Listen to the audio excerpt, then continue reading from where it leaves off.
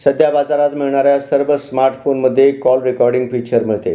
त्यामुळे बरेच लोक पुराव्यासाठी किंवा अधिकृतरित्या झालेले संभाषण सुरक्षित ठेवण्यासाठी या फीचरचा वापर करतात. मात्र कॉल रेकॉर्ड करणे कायदेशीररित्या योग्य आहे का, यासाठी शिक्षा होऊ शकते का? आज आपण भारतात कॉल रेकॉर्डिंगशी संबंधित काय नियम आणि कायदे आहेत याबाबत सविस्तर माहिती जाणून घेऊयात. भारतात असलेल्या कायद्यानुसार कॉल रेकॉर्ड करणे बेकायदेशीर नाही, मात्र त्यासाठी काही अटी आहेत.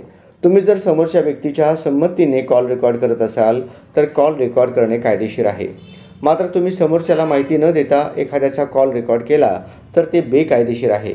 यामुळे समोरच्या व्यक्तीच्या गोपनीयतेच्या अधिकाराचे उल्लंघन मानले जाऊ शकते आणि तुमच्यावर कायदेशीर कारवाई केली जाऊ शकते. भारतीय दंड संहिता आणि माहिती तंत्रज्ञान कायदा 2000 अंतर्गत परवानगीशिवाय कॉल रेकॉर्ड करणे आणि नंतर तो एखाद्याच्या विरोधात वापरणे किंवा सोशल मीडियावर पोस्ट करणे हा गुन्हा मानला जातो. अशा प्रकारचे कॉल रेकॉर्डिंग हे हेरगिरी, फसवणूक किंवा ब्लॅकमेलिंगच्या श्रेणीत मोडले जाऊ शकते.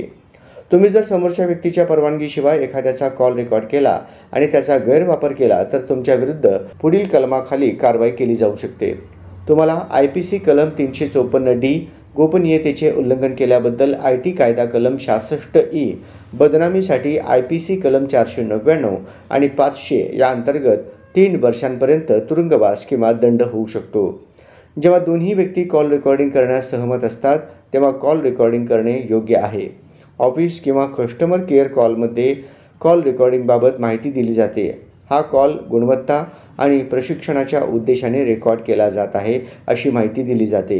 याशिवाय स्वतःच्या सुरक्षिततेसाठी किंवा कायदेशीर पुराव्यासाठी कॉल रेकॉर्डिंग मानले जाते. कायद्यानुसार एखाद्याचा कॉल रेकॉर्ड करणे आणि नंतर तो सोशल मीडियावर अपलोड करणे, तो इतरांना पाठवणे, धमकी देण्यासाठी किंवा ब्लॅकमेलिंगसाठी वापरणे हे चुकीचे आहे. यामुळे तुम्हाला तुरुंगाची हवा खावी लागू शकते. सध्या अनेक third party apps call record करतात आणि ते तुम्हाला न सांगता तुमची माहिती सर्व्हरवर अपलोड करू शकतात. त्यामुळे डेटा लीक होण्याची शक्यता असते.